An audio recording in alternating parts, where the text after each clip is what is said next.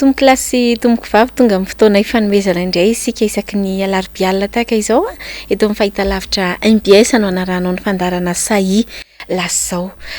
Miarabantsika rehetra ny tokantrano any izay misafidy anaraka ity fandarana ity sehatra fahatsika mifampizara ireo vaovao mafana rehetra be dia be ihany koa ny zavatra andrasanao tianao re ary dia ny fandarana no entina mamaly an'izy ireny ka dia manasanao ampitiavana sy ampanajana anaraka ny fandarantsika hatramin'ny farany efa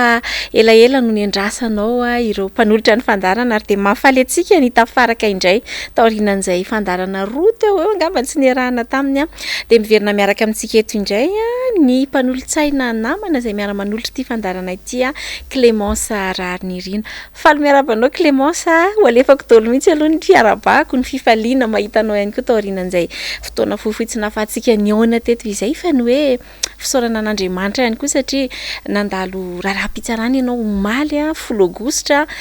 amin'ny namana mpiara-miasa mitebiteby ny tena iona tsy iona manahoana misaotra an'Andriamanitra mahitanao eto sady faly mandray ianao tavaverina ato anaty fandarantsika indray. Ya dia faly miraba ihany koa mirabanao namana Lilira Farala mirabantsika rehetra mpanaraka tsy tapaka ny fandarana Sahia Lasa Izao eto amin'ny MBS ary dia kafaliana tokoa no iverenana indray ato anatin'ny fandorana ny fandarana atao rian'ireny raharaha-pitsarana ireny tsy nateo antena moa dia nisy an'ireny hoe placé sous contrôle judiciaire izay tsy nisy moa ny fanakanana tsy fahafahana amin'ny teny mariako izay fa ao anatin'ilay hoe fitandremana satria fantatrao ihany namana Lilira Farala fa ny mpitorin'ny tenako dia mitady any fomba rehetra amelezana manao an'le hoe miandrikendritoana hoy ny fitenitsika malagasy izay ka dia mamela aloha ianao efa nataonao toy ihany fisaorana voalohany dia misaotra an'Andriamanitra lehibe tokoa afaka tao anatiny ireny tsy hoe afaka amin'ny inona moa fa mba nahavitan'izay dingan'izay tao anatin'izay raharaha-pitsaran'izay isaorana lehibe Andriamanitra isaorana ianao namana Lilira Farala satria marina fa na dia tsy teto aza ny tenako nanaraka foana ny fandarana ihany koa ary ny fandarana dia tsy nanadino ny lazan'ireo marina rehetra makasika n'indraraha makasika iny misaotra ny antokotiko Madagasikara na ny team izay manome mpisolo vava tany amin'ny parquet misaotra manokana ny maître Eloara Tefima efa mijoro izay nanafakay tany amin'ny fitoriana tany amin'ny paka satria apatsahivoko kely amin'ny mpijery atsika fa efa inefatra tao alohan'izao zany efa fandininy zao ny fitorinay misaotra manokana raha ny raha azy anetrehako tery amin'ny fitsarana tribunal de première instance Aomaly dia ny maître Olalana maître Wilira Zafinjatovo izay nanolo tanana maimaimpona ny joro ny aro ato ao anatin'izany misaotra makasitraka indrindra ny ireo mpanohana mpandefa SMS mandefa MP mandefa commentaire mankahery trotro ambavaka sy atao hoe tena manohana amin'ny fony manontolo isaorana be dia be ary eto dia mamela namana Lilira Farala satria ny fandarantsika dia hoe Sahia Lasa Izao dia be dia be tokoa ny mankahery ary ao anatin'izay hoe Sahia Lasa Izao zay dia tena ilaina tokoa namana Lilira Farala ny fahasahina mijoro ary dia ohatra amin'izany tsy ny tena kirery fa ny namana Lilira Farala ihany koa izay miaraka amiko eto mpanolotsaina izay tena hoe mijoro ihany koa isika ao anatin'izany filan-kevitra munisipaly izany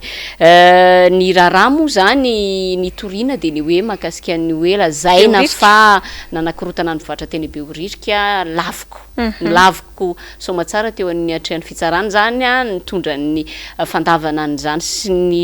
makasika an'izany rehetra ny mpisolo vava ny vavolombelona ihany koa tao anatin'izay ny commune moa zany dia tsy nisy porofnetiny teo amin'ny atrehan'ny fitsarana kanefa dia mbola nahasa ihany nangataka onitra 10 tapitrisa ariary amin'ny tenako manoloana nyity raharaha izay atao hoe amiko le izy dia hoe foroporonina satria araka ny teneniko teo hoe tsy misy porofo ny fanamariana fotsiny ngamba namana Lilira Farala mba tiako tenena satria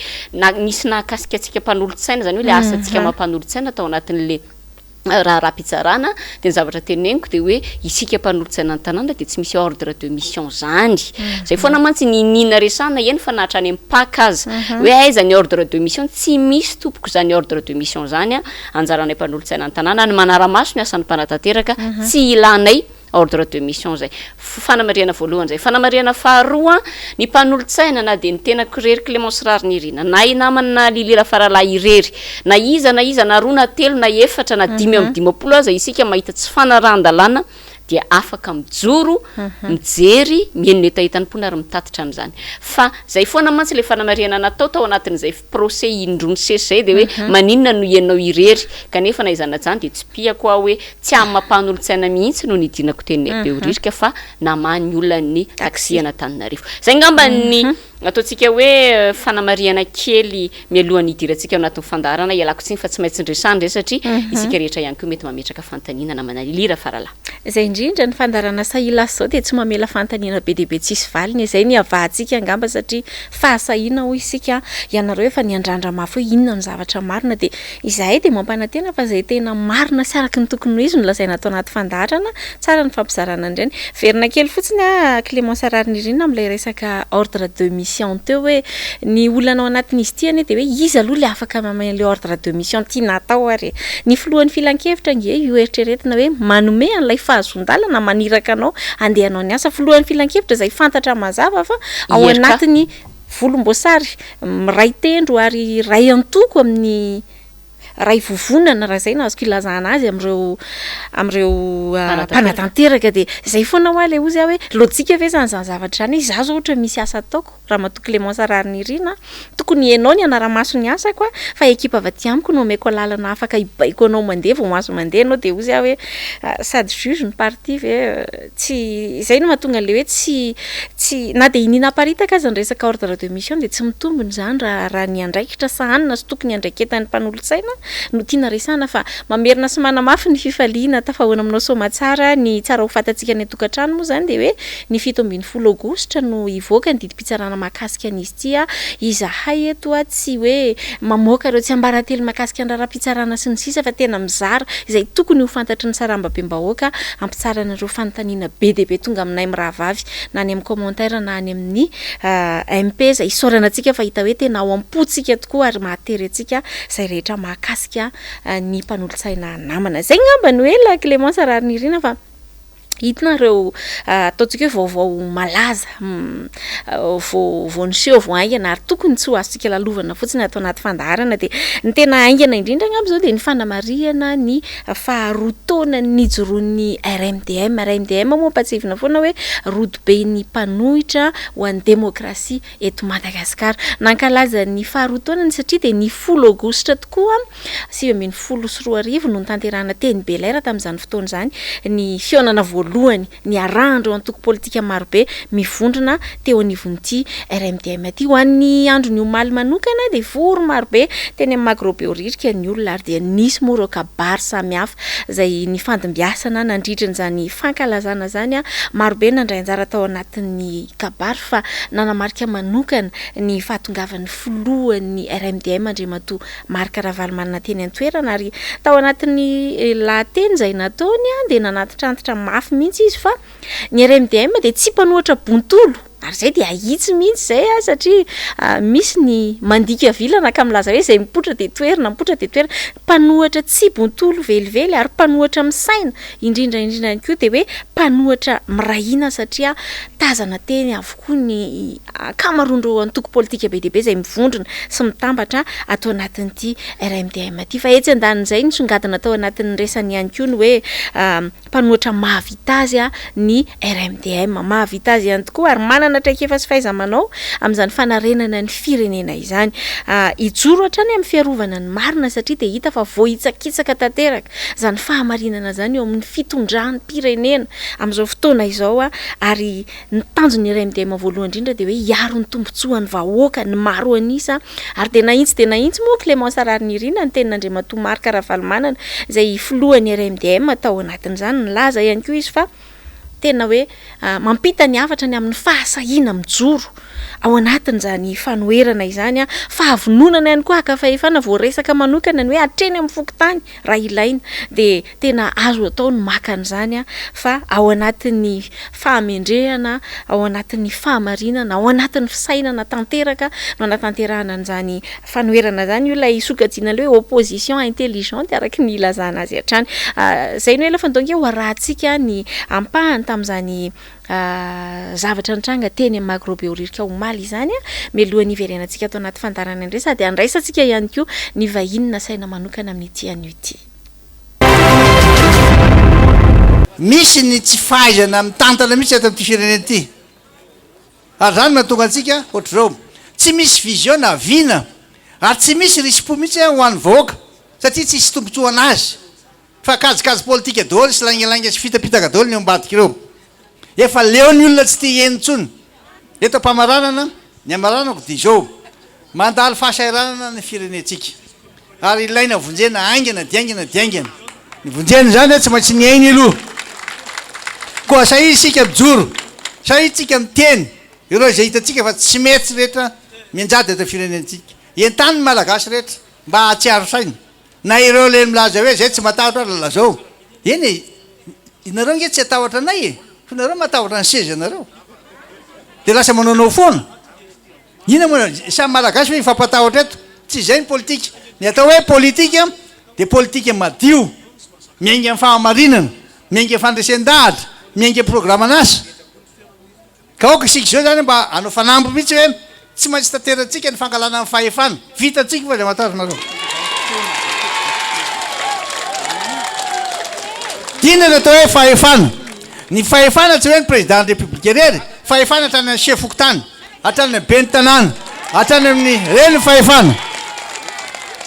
be ny tanàna tsy maintsy eritreretintsika tsara hoe ahoana nanampianandreo a zay ny tsy maintsy ivondrona atsika aza vela azo laky etsony na azo vany etsony zany hoe alatraratra zany lesona lehibe hitatsika ny fangalarana doublon ina noho zany nitandrina daholo tsika rehetrarehetra dia oka tsika samby ilaza tsara mihitsy hoe isika rehetra tsy maintsy mailo amindreo le fanisana ny vahoaka sy le fanilikiliana atsika ireo efa mikonikonina mantsy izy araky ny filazandrareo ao amindreo Nations Unies efa milaza izy zao hoe miomanina reo miomantsika zay RMDM rehetra rodobe ny mpanohitra ho an'ny démocratie de Madagasikara milaza zareo hoe misy olona ho avy aty hiasa araka amintsika anytanteraka tsara fahamarinana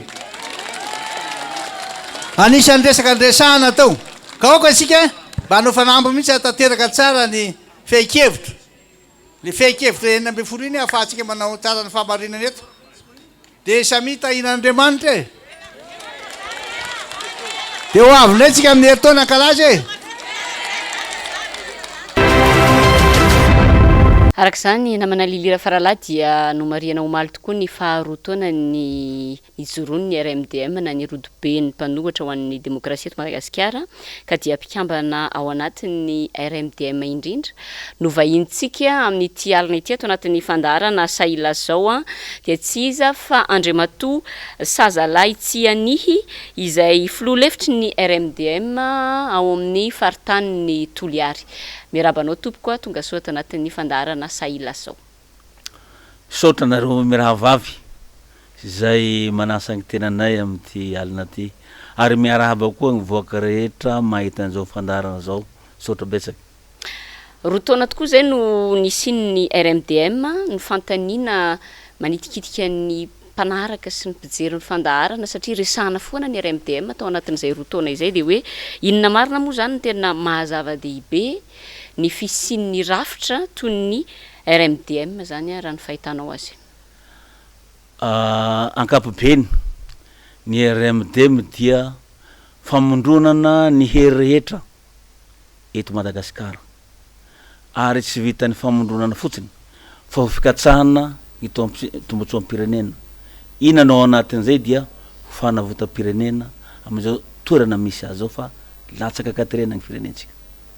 Ya, tao anatin'izay roa taona njoroan'izay ny RMDM dia tsy nitsahatra nitsikera nitondra fanakianana ireny nefa zany dia hita hoe naroso ny RMDM mba ho arofanina ho an'ny mpitondra ary nitondra vahaolana ihany koa ny RMDM tao anatin'izany fa nizavatra tsikaritra Andriamatoa vahintsika androany dia izao hoe saika manamafy sofina hatrany ary tena manao be marenina ny eo anivon'ny fitondrana ho anao manokana inona no mahatonga ny mpitondra ankehitriny tena hoe tsy manisy lanjany ny fanoherana misy eto Madagasikara. Tsy hoe tsy manisy lanjany ny faranohe eto Madagasikara ny mpitondra fa raha ny zava-misy tamin'ny 10 Aogositra 1991 nisy diabety ny avoloha. Ny dikany diabety ny avoloha dia hoe fitakiana isiagny demokrasia eto amitsika. Izay no niteraka ny 4e république ary voasoratra ao anatin'ny lalam-panorenana izay nitondrana tany sy ny firenena tamin'ny 4e république de hoe ny demokrasia satairay hisian'ny fanehoan-kevitsy fahafahana maneho hevitsy ka raha tarafina amin'ny mpitondra amin'izao fotoana zao dia anisany nanaovana ny fitsapan-kevoaka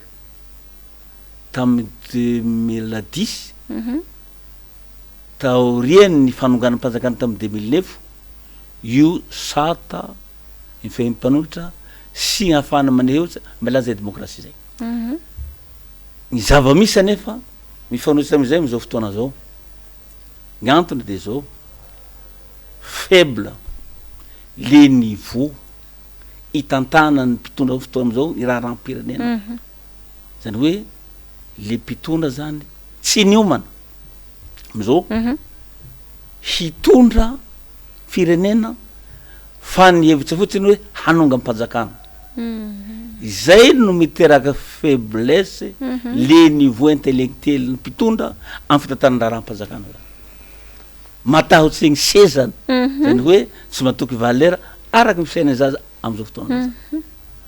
zay le izy. Idirantsika lalindalina moa makasika an'izay fitantanana ny firenena zay ao anatin'ity fandarana ity fa ao anatin'izao tapany voalohany zao tsika somary fantoka kokoa ao anatin'ilay fanamariana ny faharoataona ny joroan'ny RMDM tao anatin'izay roataony zay dia nisy ireo mpikambana no ny antony maro samihafa de nisintaka tao anatin'ity rafitra ity. Ny sasany aza moa dia lasa ny fona tamin'ny filoham-pirenena mihitsy ary de navatra ny tety hainao manjery nanao an'izay fifonana izay nanamaivana ny herin'ny RMDM ve ho anao manokana Andriamatoa Sazalahy tsy ania ireny atao hoe fisitahana nandeha atao mihitsy hoe fivadiana nataony ireny mpikambana sasany atao anatin'ny RMDM ireny.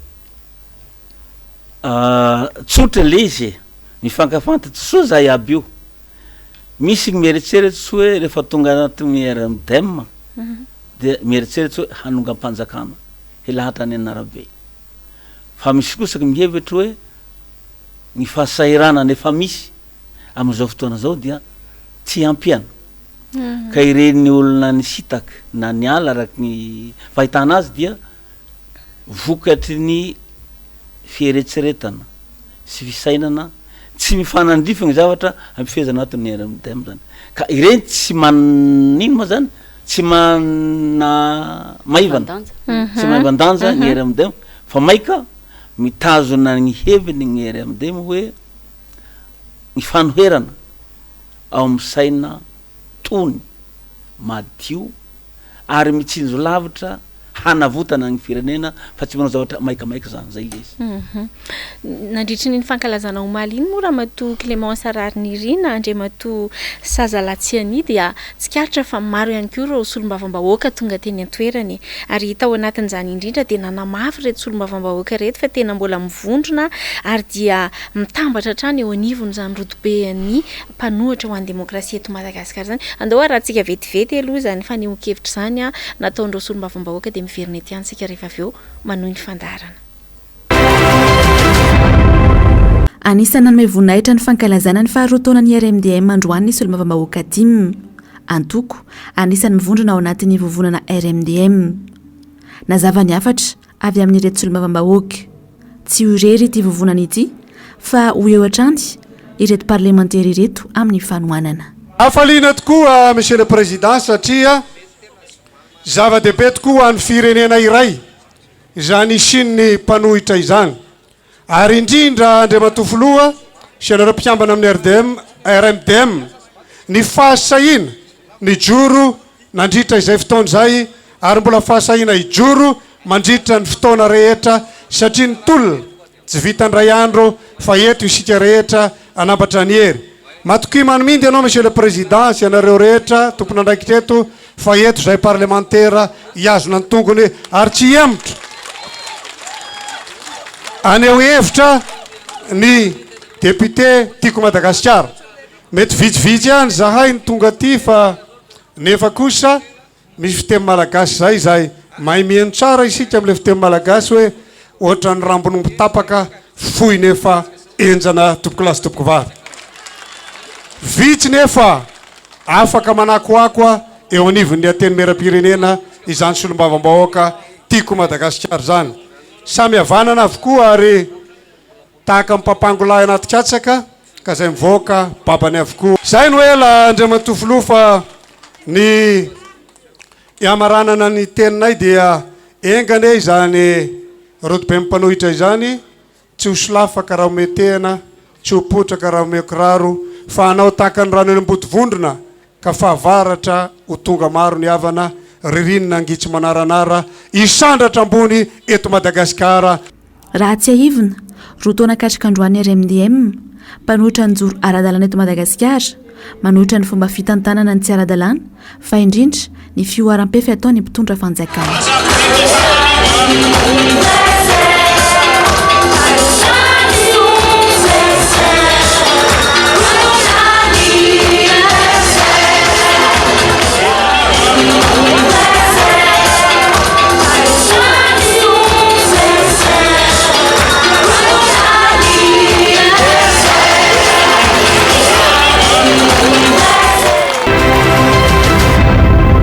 Arak'ireny nanarahantsika azy teo ireny dia mivondrona ary ao anatin'ny heriny tanteraka ny solombavam-bahoaka eo anivon'ny antokotiko Madagasikara izay mivondrona eo anivon'ity rafitra RMDM ity nanome toky tao anatin'izay hoe fampiombonana ny hery zay ho amin'ny fanoherana eto Madagasikara fa anisan'ny nolazain'ny filoha Marc Ravalomanana teo ihany koa Andriamatoa Sazalatsianiny hoe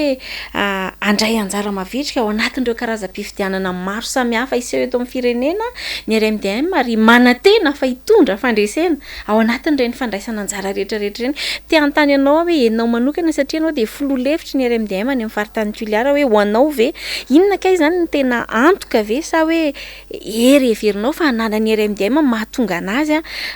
samy laza fa ahita fahombiazana ao anatin'ireo fifidianana rehetra ifandimby andala eto amin'ny firenena atsoatso ireo. Raha ny any Toliara no asiako teny dia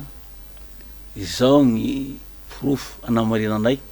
fa vonona zay hiatrika fifidianana avy eo voalohany tafajoro ny RMDM au niveau ny faritany ary manana vice président anakefatsy izao vice président voalohany ary miandraikitra ny faritra tsy mandrefana misy koa ny vice président manaraka miandraikitra ny faritra n'Androy misy vice président fahatelo miandraikitra ny faritra ny Anosy ary misy miandraikitra ny faritra ny Menabe ireo rehetra reo dia miaso andro manalina raha eo amin'ny faritra tsy mandrefana ndratsagna dia efa tafajoro zany roben'ny mpanohitra mitarika ny vehivavy amin'ny faritra tsy mandrefana efa tafajoro koa ny tanora mitarika ny faritra tsy mandrefana RMDM ary manaraka an'izay ny vehivavy au niveau ny district rehetra zany izay rehetra zay zany fahavononanay hoe hiatrika ny fidianana ho avy eo santiona an'izay resahako zay zany. Miresaka fifidianana ihany moa sika Andriamatoa Sazalatsiania dia lesoka tamin'ny fifidianana farany teo ary isan'ny nambaran'ny filohan'ny RMDM Andriamatoa Marc Ravalomanana atao anatin'ny lahateny no maly le hoe mila edivana reny resaka doublon reny satria isan'ny lesoka tamin'ireny fifidianana farany teo reny ho an'ny RMDM manokana ao anatin'ilay fahavononana hiatrena fifidianana ihany koa ve vonina ny ady mafy ny tsisiny izany doublon izany ary amin'ny fomba ahoana no mety hoe eritreretinareo ianao mety afaka amaly amin'ny anaran'ny RMDM national fa mety afaka amaly ihany koa amin'ny anaran'ny RMDM avy amin'ny faritany Toliara izay soloanao tena misy fikaonandoha pirenena na national natanay teto 23-24 ny toerana nisy ahy zany tamin'ny nisy vomiera efa tsy tao fa nisy ihany resako hoe tao anatin'ny vomiera politika zavatra no resahana ary ny arahagny rehetra ndray fanampahan-kevitra de hoe tokony hametra-pialana ny filoham-pirenena faharoa tokony hisy fihaonam-be pirenena hikatsahana ny tsy isiany doublon sy ny halabato amin'ny fidianana eo dia fanovana ny lalam-panorenana ka iny dia andraisany herivelona rehetra ny famaritana azy mba tsy isiany fiovaovan'ny lalam-panorenana isaky misy filoham-pirenena vaovao de hoe dao rehefa atao io fikaonandao mikasika ny lalam-panorenana andraisany herivelona rehetra dia miakatsy makany amin'ny 5e république tsika zany hoe ny fiovana rehetra dia hivoaka ao anatiny ady hevitsy mikasika ny lalam-panorenana sy hakarana amin'ny 5e république zay rehetra zay dia hisiany lalam-panorenana mangarahara tsy andrakoto tsy andabe tsy asaky misy fiovana dia manova ny filoha izay heverinay hoe tokony hitondrana ny raharam-pirenena hatongavana fidadana moje dia surtout ifanovana ny ACC io zao tsy mamety anio ny andrim-panjakana mpanao politika no manolo sy mifidy ny membre ny ACC fa hoy zay hoe aleo aloha le nianatsagny lalàna ny mpitsara no misy safidy ifaiza manao ny mpitsara ho membre ny ACC fa tsy zay olona tsy mahay napity dalàna anankiray de manendry membre ny ACC iny tsy mety zay zany ny heverinay hoe mba hisiany fifidianana madio hisiany membre ny ACC tsy mitanila dia aleo ravaina io ACC io dia ny mpitsara no misafidy ny membre ny ACC vaovao zay nianatsy sy magnay lalàna araky ny traike fanafina tahaka izay koa ny seni tokony ho ravaina le izy ary tsy gn'andrim-panjakana misy mpanao politique manendra mba tsy andefa lia sehatra madio mandroana zay fitsarana zay zany na hoe zany risque kely mandroana zay de mba heverina zay mpitsara hitantana zay de mba tsy hitanila zany hoe reo mba fitarana madio le izy tsy mitanila ekegny rehetra mididy avoakany zany fa am'izao fotoana zao de hoe tia manendry ny premier public manendry ny ary amy Sénat manendry ny aty amin'ny assemblée dia samy mpanao politique daholo reo ary tsy hanendry gn'olo tsy hiandany aminy zay no andravanany membre ny ACC ka aleo mpitsara zay veritsika hoe madio mianatsy lalàna no manendry azy zay le izy izay no heverinay hoe garant hirosoana amin'ny fifidianana madio ary mba halavorary i constitution vaovao rehefa andraisagny herivelona satria tsy manendry anakoto andrabe iny fa tena neutre le constitution hoe ka zay avy eo manaiky anio fa tsy ohatra am'izao fotoana zao zany ny fisiny le fiandanina foana no tsy mampitombona sy tsy mahamarim-pototra n'ilay fanapaha-kevitra raisina hany ka lasa tsy azo itokina de tsy mahagaga raha efa firitaona taorianina alanina de mbola resahan'olona foana le doublon ary tsy mety ho adin'ny olona mihitsy fa iverina kely am'le resaka RMDM teo andriamato tsy anisa zalahy hoe raha le firesaka teo de tena reko hoe efa matanjaka zany misy rafitra ny vehivavy any anivon'ny district misy rafitra be deaibe tena efa miparitaka misy vice président efatra ianareo ao zany hoe tena azo lazaina ho matanjaka mihitsy zany ny RMDM any amin'ny mifaritra atsimo andrefana iny fa te antany aho hoe amin'ny mahafolo lefitra voalohany ianao raha tsy diso mety misy eo amin'ny firy eo ny mpikambana ary inona avy ary reo atao hoe etsika efa nataonareo teo anivon'ny RMDM tany amin'iny faritra iny nanamarianareo fa misy ianareo inona avy ny efa nataonareo ary sady akambako ihany le fantaniako farany hoe raha ny fijerinao any mponina atsimo andrefana amin'ny ankapobeny ve marisika sy mafana ve zareo anatevin-darana anareo rehefa misy ny fanentanana sa mialaala ny olona tsy te hiditra asa ny izy tena chiffre exact mety handiso ahy fa ny zavatra azoko resana fotsiny manahaka an'izao ho anay membre provincial ao anatin'io filoha anankiray filoha lefitra efatsy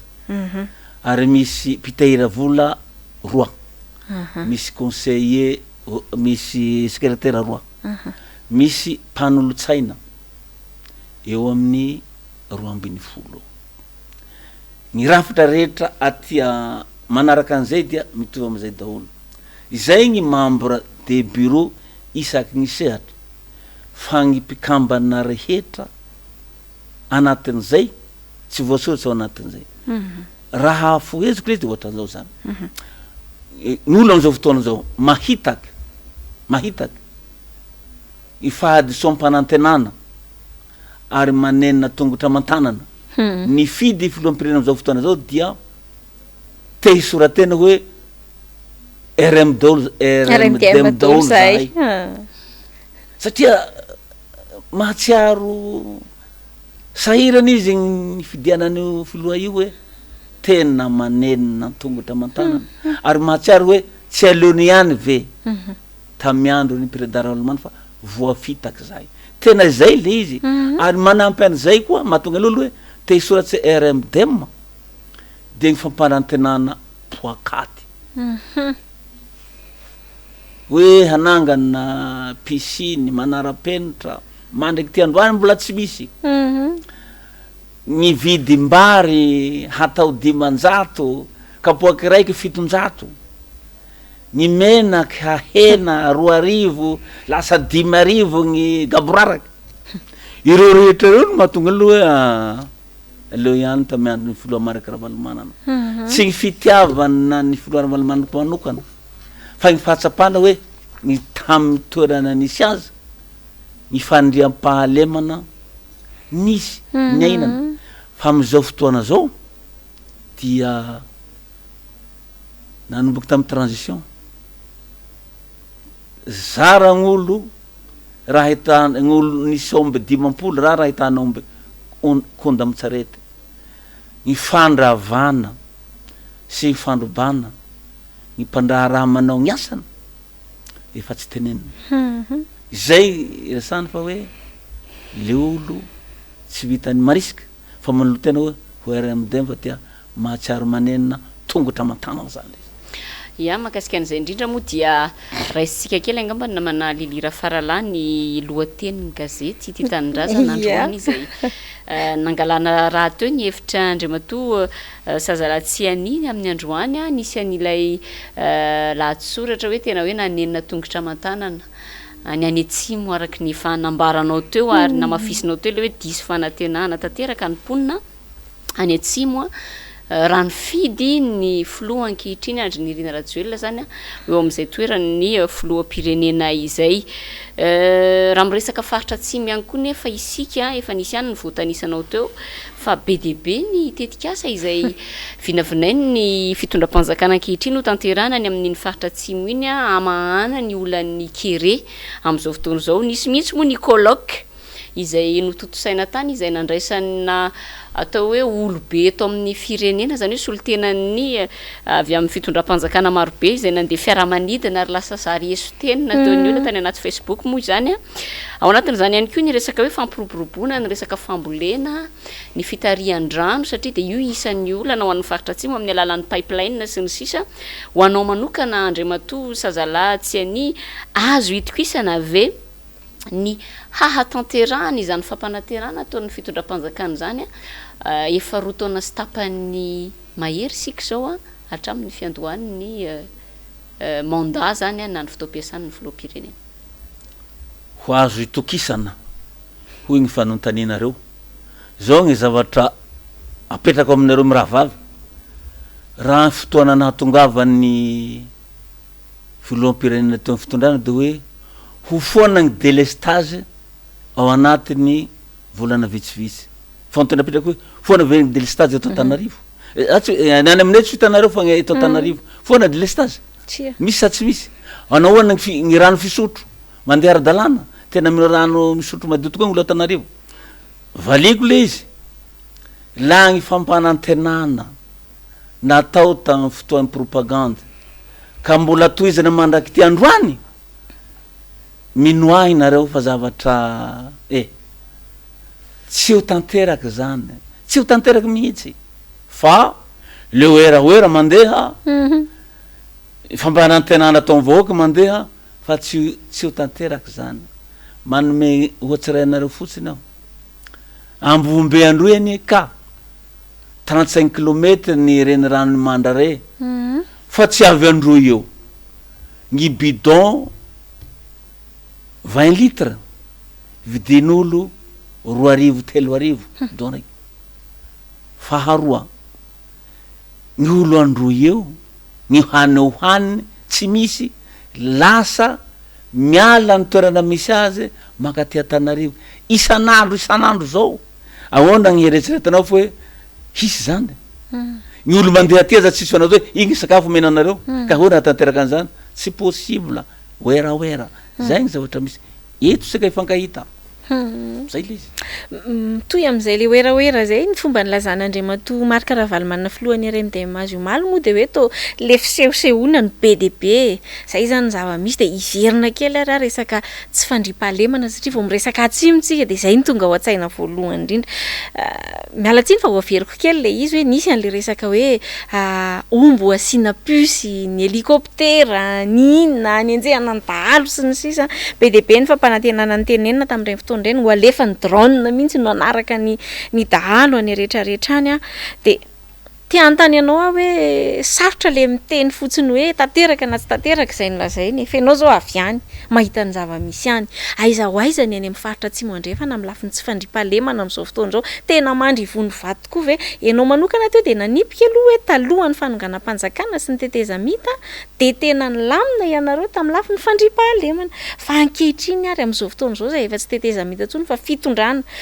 taorinana fifidianana tsy ho resantsika ny marina sy tsy marina ve nalany teo fa hoe mitondra izy ankehitriny efa efa misasaka zao ny fotoana iasany tena anisan'ny ngeza be nampanantenanareo iny resaka tsy fanafoanana ny tsy fandripahalemana iny de manahoana ny zava-misy any aminareo amin'izao tsika miteny zao ny raha resahako aminareo tsy ohatra ny olona ty afovoan-tany ny any atsimo ny aty manaja ny volana anao banky fa ny any atsimo ny bankiny ireo omby ireo ny osiny sy amanondriny ireo olo mifindramonina daolo reo lany dahalo ny ombiny tanampolo gna pilatana farany miala gny toerana misy azy zao gny tiako resahana ny zandaro ny miaramila gny polisy tsy ahafoana gny tsy fandriam-pahalemana mihitsy eto Madagasikara tsy maintsy gny fahefampokon'olo tsy maintsy ny fahefampokon'olo ihany no afaka hanafoana ny tsy fandriam-pahalemana firy moa gnisan'ny zandaro eto firy gnisan'ny polisy firy gny miaramila manontany hoe firy gny fikotana eto Madagasikara firy gnisan'ny ponina ao anaty gny fikotana anankiray ka ho voasampitandro filaminana ny miambina an'izay tsy maintsy gny fahefampokon'olo ihany ny fomba entina hifehezana gny tsy fandriam-pahalemana eto Madagasikara ina ny antony ireo mpangalatsireo ny any fikotany ireo mpangalatsireo andraky olo fikotany fa raha tsy menao fahefana gny fokon'olona hanatanteraky ny fiarovana an'izay tsisy an'izay tsy fandriam-pahalemana zay ka boraraky le izy mety hitenareo hoe misy an'igny préda fikotany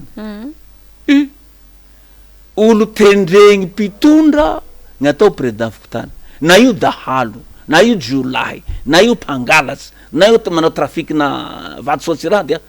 rehefa hanompo azy io atao hoy gn'olo hoe ambitrana olo adalagny mina eto aloha hitanay gn'anaovana asa zay manaka zay fa tsy maintsy gny fahefampokon'olo ihany gn'ahafahana mifehy gny fandriam-pahalemana eto Madagasikara hisegny fampandrosoana sinon tsisy fampandrosoana zany eto ary tsisy fandriam-pahalemana zany am'izao zany tena miainao anatin'izay tsy fandriam-pahalemana zay miaina tanteraka miaina tanteraka zaho nananaomby telo tao anaty lakoroko ao nalaigny dahalo amy andro zaho mahatsiaro ka raha mahatsiaro anao ino hiboaky so maty nanomboky teo tsy nametraka omby sasa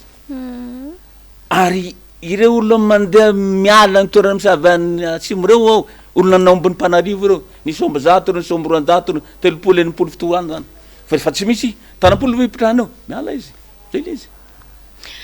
ny resaka ny faritra Ambovombe district n'Ambovombe moa anao teo na faritra ny Androy ya Andriamatoa tsy ania isan'ny teraka resabe maneran-tany satria ianao moa avy any amin'ny faritany Toliary ilay resaka hoe fihinanana hoditr'omby izay nohony tsy fisina nohony tsy fananana nohony tsy fisiany hanina hoanina dia nisy tamin'ireo mponina no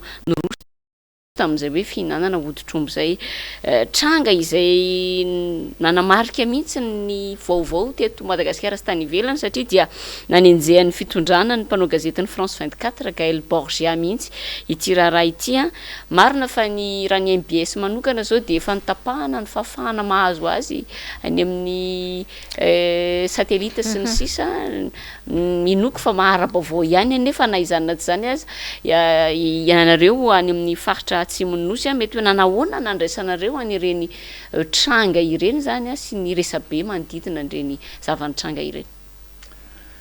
Ny haiko fagnitinareo hantanina mivantana de hoe nisy ve sa tsy nisy zay mihitsy lesy zay mihitsy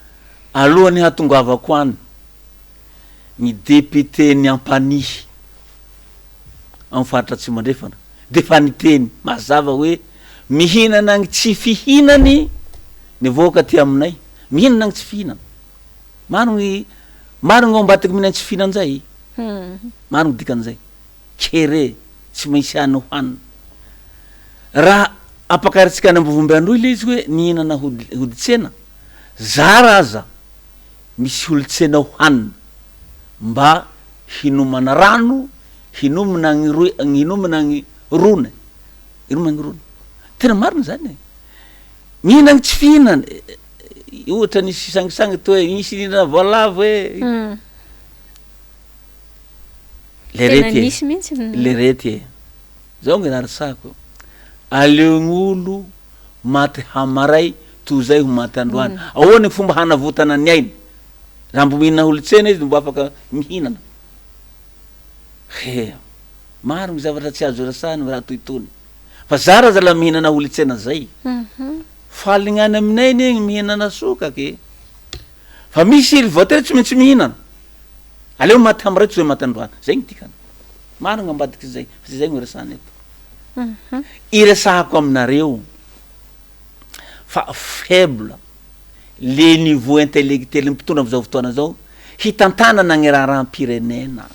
faible de faible fa zao gny tiako resana raha mbola mianana eritseritsy manana fisainana fa gny fitiavana gny lehibe indrindra eto amitsika ahoana gny hanavotana gny voaka ty hoe misokatra ihany le izy ohabolandratsika manao zao hoe zay tsy mahay sobiky mahay fatambary ka laha manana fitiavana gny voaka malagasy hanavotana gny firenena mitsotra tsy vita le rety ty zava-misy iny zao hoe alohany hondraisana fitondrana eto Madagasikara tokony ho nisy fampiavana am-pirenena nalazay gny sasany hoe tsy nisy aly teto tsy misy aly ka doblon gny mahalany gny sasany tsy misy aly ka halabato gny mahalany gny sasany faly ndray zay zavatra tsy voalazany constitution atao zavatra tsy ao anaty fahamarinana atao faly ndray zay tsy misy hifampitokisana ampitondra na sy nentina amy zavatra toy zany tokony handeha madio tokony handeha ao anatin'ny fahamarinana mba isaigny zavatra madio hitantanana gny firenena zay le miresaka an'izay le fihinanana hoditromby hoy ianao hoe mihinana tsy fihinana sy ny sisa zay marina mihitsy aloha le resaka teo satria ny zava-misy ange namana rarindrina Clémence tena mpanao gazety indray no fampitedavina atraiza hoe zany hoe tena ohatran'ny hoe diso fahavalo hoe zay angamba no ilazako azy hoe ilay fahavalo tokony edivana soatrehana de ny fahantrana tsy fanjari-tsakafo sy ny zavatra rehetra zay tena efa mampiorokoditra ary mahamenatra efa fantatr' zao tontolo zao de to tsy indray no edivana fa lay olona nanambaran'ilay vaovao no lasa enjehana atraiza de mampieritreritra ihany le teneninao teo hoe niveau intellectuel fa de tsika rehetra moa no miara-mahita azy eto fa miresaka an'izay ihany ianao manokana Andriamatoa Sazalatsiany de anisan'ny mpikambana teo anivon'ny congrès ny tetezamita raha tsy diso zany hoe ianao tao anatin'izany fotoana zany de nahita tsara ny efa nisy oeraoera ihany tam'izany hoe zao ary izahay mbola voa anatina tetezamita mbola tsy misy hoe famatsim-bola beatraiza nefa de navita asa maro ary de azo antoka zany fa am'izao fotoana zao efa atao hoe lany tamin'ny fomba demokratika izy ataoko anaty fontaine raha zay no azo ilazana azy de mampanantena fa tena hoe mahazo fankatoavana azo famatsim-bola ary azo asa be dehibe ho tanterahana ety sy ro tsaroko tsara tamin'ny fotoana nampisehoanany reny hoe anao trano mora be dehibe reny de tena efa nisy nanao kajikajy hoe entreprise anakifiry zany no azo marché ary mila mavita bulletin firy isaky ny adiny firy sa isaky ny firy andro mba ho tanteraky ty tetika asa ty zava-misy amin'izao fotoana izao te anontany anao hoe fijerinao azy ve tena mizotra makany amin'izany tokoa ny zava-misy zatra tsy azo lavina aloha de zao laharana 9 amin'ny 7 isika ny laharany Madagasikara nanao vazivazy ratsy ny ankizy tany amin'ny tampajotra serasera tany hoe efa tsara ny ezaka fa mbola mba misy anankiray ao aorianany mampalahelo zany ataoko hoe sangisangy zaritenany nefa de tena manindrona izany tokoa de hoy aminao hoe raha ny fijerinao ny zava-misy ankehitriny ary ave de tena azo inona fa mipetraka tokoa zay hoe tamin'ny teteza mita mihevitra fa navita zavatra ankehitriny lany demokratikement ny fomba nahalan'iny aizao aiza ary zany le firoborobо sy fansondro zavatra rehetrarehetra zay resahana fa hoe iroborobo ny asa rehetra fa efa tena mpitondra ara-dalàna zahay zao tamin'ny transition zao ny raha resahako aminareo ny fahamatsiam-bola tamin'ny transition sy ny transition ny nanao fa ny fifanantonana na ny tady an'le financement fa tamiandro ny président Marc Ravalomanana nanao ny fitadiavana ny financement fa zao le izy tsy eo noho eo na de ekeny le famatsiam-bola omeny tsy eo noho eo ho avy ny fanampina omeny fa aorina kely eo ny tombona tamin'ny transition zany na ny famatsina arabola na arakanina dia tamiandro ny président Marc Ravalomanana na mantambonina fotsiny impitondra tamin'ny transition hanika andra ny menaka ny vary lafariny dia efa nisy ny teo antoerana ny vola ho namatsiana ny vahoaka malagasy efa nisy ny teo fa nisy kosa izay mbola tsy teo fa nanaraky baka farao hanika tsy nandra problème transition na nisy ny problème kely de kely zany satria le vola rehetra naovan'ny président Marc Ravalomanana fangatana fifanarana tamin'ny mpamatsy vola efa nisy ny tratra ny mpanonga-panjakana teo niarana tamin'ny transition nisy koa ny tonga tafara izay ny zavatra misy hanika tsy de nisy problème firy na ny sakafo na ny vola fa tsy ny mpitondra tamin'ny transition nahazo famatsiam-bola satria ny mpanonga-panjakana tsy mahazo famatsiam-bola na ariary tsy haiko filaza zay zany na ty vetim-bara anankiray hanika norobainany ny vary sy ny menaka ny lafarina tany amporony Toamasina tsy vary ny lainy transition io fa raha fatratsiny eo norobaina koa tsy hainy koa ny kolokolo azy an'le oeraoera sisy ohatra fa mbo norobaina koa ireo samby ireo ihany aza ny ady amin'ny fandrobana azy sisy mahay an'izany zay le izy miteny moana hoe reo samreo ihany de te hiresaka kely amin'ny mahakasika ny rariraha mafana am'izao fotoana zao ihany koa namana lelira faralahy dia ny ariararototsika ny fandalovan'ny Andriamatotsiany atao anatin'ny fandaharatsika iresahana indrindra mahakasika an'ilay vaovao malaza de le hoe fifofona ny aina mpitondra fanjakana ambony ao anatin'izany ny hoe fifofona ny ain'ny filoha-pirenena raha ny hita amin'ny akapobeny zay ny teneniko hoe raisiko kely le tenen'ny Andriamatotsiany teo de hoe saika olona fantatra na akaiky ny filoha no tena voatonotona atao anatin'ny indraraha iny mba te hanontany hevitra ao izay atao anatin'ny fandarana hoe mba manahoana ny fahitanao aniny vaovao izay mbola amikehitriny moa zany de mbola iny fitsarana ary mbola andrasana ny hoe inona no isuna akon'izay raharaha zay am'izao fotoana zao zaraiko roe ny fanontanianareo sy ny hamaliako azy amitsika mitenenana zao anie kendaroroka mpitondra fanjakana satria misy ny fahafambarahaka manara-penitra mahazo any ny mpitondra fiangonana katolika eto Antananarivo mahavoatontonany odon raha zanak'elo tena io gn'atao hoe fahafambarahaka manara-penitra mahazo ny mpitondra fiangonana kendaroroka fanjakana amin'ny hoe misy vakiady io na tina na sy tina amin'ny fiangonana katolika ny lehibenina voasoketa amin'io manio rehefa tena hay fa hoe tanaty igny tsy pasiana amin'ny tribunal raha tena zay le izy fa zay la zako hoe fafambaraka manara-penitra anakiraha io faharoa manahaka an'izao ny fanonganam-panjakana tamin'ny 2009 raha tadidinareo nisy fitanjahana ny kolona akanjony mpitona fiangonana ambony koa lalarasendra hasina tamindreny fotoana sanatriagny vava faladiagny lery ohatra ny mpangarom-poso nantsera hoe ty mpangarom-poso ty ray aman-dreny iny ary mpitondra fiangonana ao aminy ny fanahin'Andriamanitra tsisy fomba hafa ve raha tsisy totono manaky zao ohatra ny asan'ny mpangarom-poso le izy nanatriky teo anefa ny monseigneur odora zanylakolo nahita masona tsy ny teny tsy ny lohabava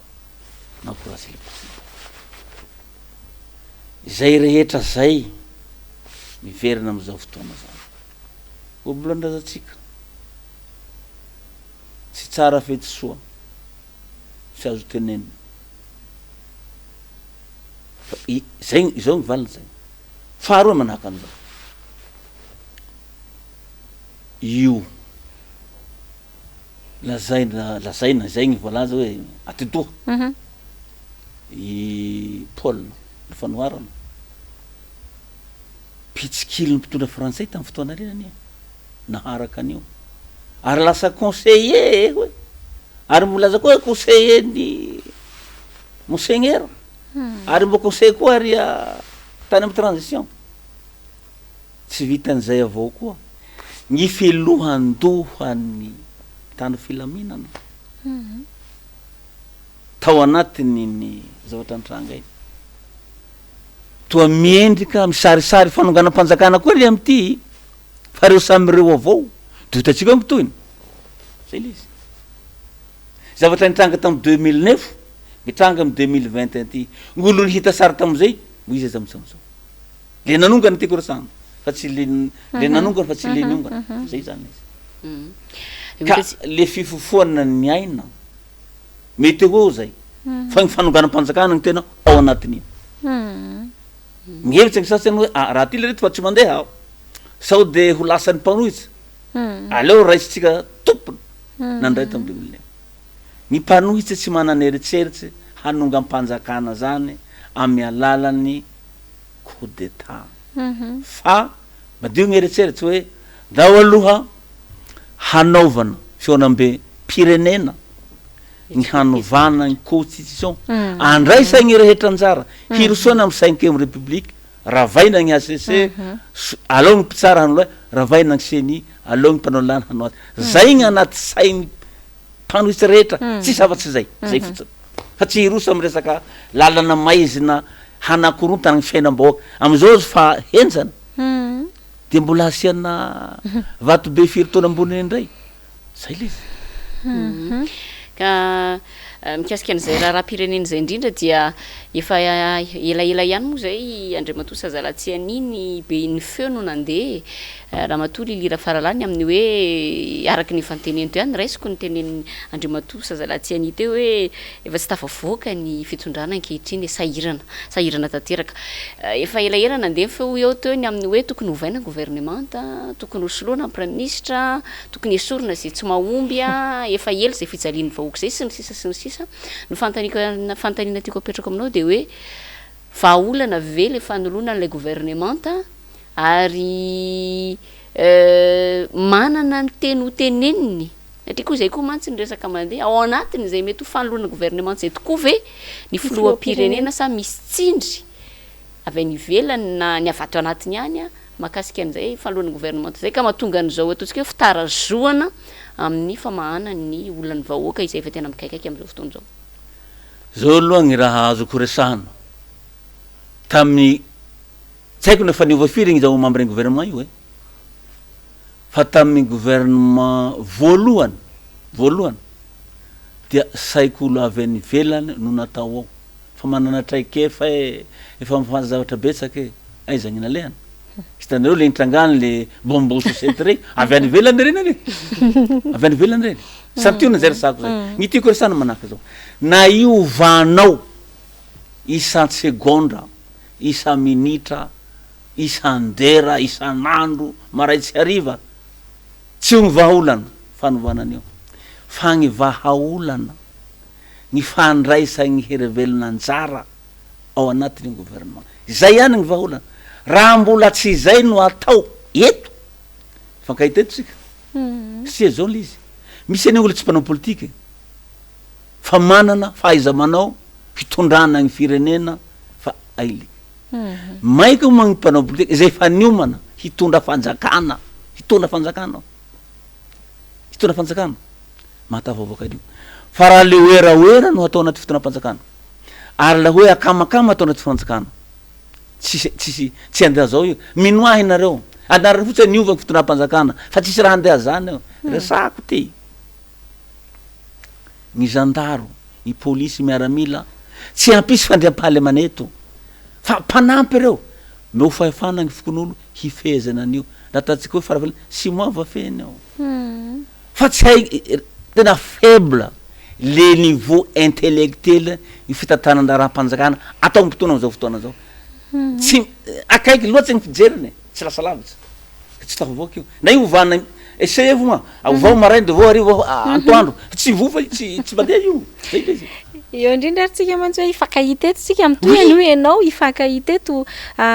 mampieritreritra ihany mantsy ty le resaka hoe fahaiza mitarika fahaiza mitondra fahaiza mitantana ity ny tena atao hoe fahaizana mitarika marina mantsy ry izy mianadady zao hoe tsy hoe za daholo akory ny polyvalent de haiko daholo ny zavatra rehetrarehetra de za manao an'ity de za mifehy an'ity de za ty ary zay no mahatonga an'le ohatrany hoe petaka anarana fanesona lazain'ny olona hoe bac plus 24 sy ny sisa ny olona moa no miteny an'izay fa tsy ny tenako fa ozy hoe lay tsy fahaizana mametraka ny olona anankiray amin'ny andraikitra manandrify sy anana ny traikefa no tena fototra lay tsy fahombiazana de iresaka ary tsika zao nisy ny kabary nataon'ny filohampirenena tamin'ny alady teo eto tsika hitazana ny vokany fa nampikaikaiky ny olona ny fisondrotany vidim-piainana niarina fandrehatra tena niarina fandrehatra moa zany nisy resaka mihitsy tafakatra 10,000 ariary sa ohatrinona ny gony tena hoe mikaikaiky ny débat politique rehetra ny débat rehetrarehetra tany amin'ny radio sy télévision raha vavy de niresaka ny fisondrotana de hovalin'izay ary de niteny ny filoham-pirenena hoe andraiky vetrany ary dia 3 andro monja de ho hitany fiovana zava-misy aloha izy mianadady zao tamin'ny alady ny kabary manisy tsika zany alatsinainy talata larobia tapitra androany zany lay 3 andro de hitazana ary tsika hoe aiza le vokatra fa ravy de vataniko aminao ny fanontaniana enao ve zany afaka mino somatoky fa raha vita ny fandarantsika amin'ity an'io alina ity raha pitso maraina anao etsena le vidim-bary 500 sy 700 valonjato sy ny sisa reo tena enao ve zany zao de afaka matoky sy mino fa tena hoe ho tonga am'le fiainam-bidy andrasana ary raha toka tsy tanteraka ary zay zavatra de inona ary tokony hirosoana resaka tsika teo hoe na hosolony isan'andro ary membre ny gouvernement tsy an'le vahaolana zany ka zay le tena tiako apetraka aminao fanontaniana hoe anao manokana ahoana ny fahitanao n'iny fanomezana toko vaovao indray mantsiny zany zao ary de endrasantsika rehetra valiny zaho mba notananareo miraha vavy iza no hampihena ifidanga ny vidim-piainana eto Madagasikara ao anatin'ny 3 andro zay ny ministre ve ny premier ministre ve sa ny filohan'ny république laha amiko manokana zaho tsy animy tena zay de hoe meo jusque zoma izy 3 andro ny resan'ny filohan'ny république mety ampio 4 andro ho an'ny ministre ny commerce ampihenana an'izay fa zaho de mamporisika ny ministre ny commerce mambetraha-pialana dieny zao izay fanampy ny filohan'ny république hoe hahenako anatin'ny 3 andro zay miresaky taona hoe mena 4 andro koa izy ho 5 andro fa zao mambetraha-fialana avao zay ny fahendrena mambetraha-fialana ministre ny commerce tsy hihena io na mena 2 volana anao tsy hihena io ina ny antony satria tsy ny mpandraha raha gasy no manafatsa ny vary sy ny menaka fa karany bora préciseko tsara le tsy karany rehetra bora ny tena lohalarana amin'io zao manana mankarany notoko hoe le rety hoe ino ty raha ataonareo ty karany kojaly olo ino ty ataonareo ty tena marina gnanao izy karany gny anaranay fa boragny tena dangereux amin'ny fampakarana ny vidiny zavatra eto io ireo no manana accès bebe koa angamba ana fotoana-panjakana ka boragny mampakatsany ty ka le vahoaka malagasy kely mividy miompapana de hatany firy gny varotana azy ohatsy hoe vilana amin'ny karany bourage amy grossiste roa arivo sy ray alina gny gony 50 kilos de ahoana gny varotana an'izay latsaky hatany hoe ray alina gny varotana azy aty amin'ny voaka tsy possible zany mba to le olo miasa mivarotsy mihinana mila tombony izy ka tsy hamono tena izy hoe tsy misy tombony de hivarotan'izay zay resaky hoe sarotsy gny henany io tena sarotsy raha tsy gny boragny fehezina amin'ny tentany hoe aina ohatran'izao ty oui zay lizy zay angamba mety hena hosaky ny mpitondra fanjakana ve am'izao fotoana zao ny hampitandrina ny karany bora hoe ainao nareo io tody ve zay aza tsy todina zany dikan'izay de hoe raha matao ministre moa namena 10 andro anao namena 2 volana anao tsy henao ny fahendrena mametra mpialana fotsiny zay lizy tsy fahotana gny mametra mpialana fa gny fahatsapana hoe tsy hotodiko ty mba tsy hanantsiny aho satria mbola mety sy lananao koa afaka pitso sory le izy hoe tigny démissioko monsieur le président fa tsy todiko 3 andro ve tombo propagande zao natao tamin'ny 2018 vita 2 taona sy tapana mahery hegny délestage tsy tody le izy omaiky hoe 3 andro 2 taona sy tapana tsy hita le vidy mbary 200 kilo maly 500 kilo tsy hita gny vidy menaka mbola mitangana gny vidy ny asa ta vidy penana malaso mbola misy ka 3 andro hoe avitany madame an'izao hifezana an'io ny fahendrena madame le ministre mamitra fialana avao zay le izy zay izy mampatsiahy fa makafakana nataony namana Yvon Rakotomalala tamin'ny heriny izy ty miresaka an'izay tsika hoe io zany tsy hoe misy magie hoe 3 andro miena amin'ny prix de miena amin'ny prix enao kory tsy hoe Andriamanitra ka afaka anovan'izay fa nisy hatra tena napetratra any zarainy namana Yvon Rakotomalala ozy izy hoe tany ho any amin'ny taona 527 sy arivo tany ozy izy azotsika antoka fa mety mbola ataontsika hoe ray apahadimimponina ohatra no mbola nisy teto Madagasikara tamin'izany zany hoe raha 520 tapitrisa tsika am'izao de mety 5 tapitrisa tsika tamin'izany fa rehefa niteny ozy izy mpitondra tamin'izany hoe ho ampidinina ny vidim-bary de inona no nataony nanafatra vary avy any ivelany izy fa ho an'ireo vary avy any ivelany ireo ozy izy de zao tamin'izany fotoana zany za mihitsy ozy izy ny tompony andraikitra namoaka ny vary tany amin'ny seranatsambo tany Tomasina de ny zavatra tsaroko de zao vary ray alina taonina ny tonga ao am-poro de mbola tsy vita akory ny débarquement fibatana ny vary ivoaka ny sambo efa tonga ny sambo manaraka mitondra 2 arivo sy ray alina taonina indray de tsy gaga ozy izy raha ohatra ka de nahenika ny Madagasikara lay fatra lay quantité an'le vary nafarana ary de nilatsaka ho azy ny prix fa ny problème am'izao fotoana eny antsika zao zany de zao hoe raha manafatra vary ny fitondram-panjakana de mahatonga 9 arivo taonina misy manahoana moa zany mitaha am'irety 520 tapitrisa fa de ny tamtamina sy ny oeraoera manodidina an'iny ny tena be de be de tsy gaga mihitsy raha hoe tsy hisy fiantraikany mivantana aty amin'ilay alafo ny vidim-piainana le zavatra ka sosikevitra moa ianao iny zao resako aminareo ny karany bora no manafatra an'le vary eto tsy misy anakanabavindreo tsy misy anadalaindreo tsy le tontondreo fa sy tiany hanaovana azy fa raha gny mpandraha raha gasy manana fiankaviana eto mana ravatsy rahalahy eto no nametrany mpitondra fanjakana andraikitra hanafatra vary izy raha ilaigny vahoaka itsy hena fa mba stable amin'io fa le fanilihana ny mpandraha raha gasy mihitsy no fototry gny problème misy raha izay faharoa ino moa gny fahotany orinasa tiako no akatona zay hanampy ny mpitondra fanjakana hanampy mpitondra fanjakana amin'ny famonjena ny gasy toazy akatona ao azonao eretreretina orinasa gasy tsy misy fahota tsy misy fahadisoa fa hanampy anao mpitondra amy vidin-javatra mora akatonao. Misaintsaina andareo hoe ino dikan'io fanomezam-bana an'le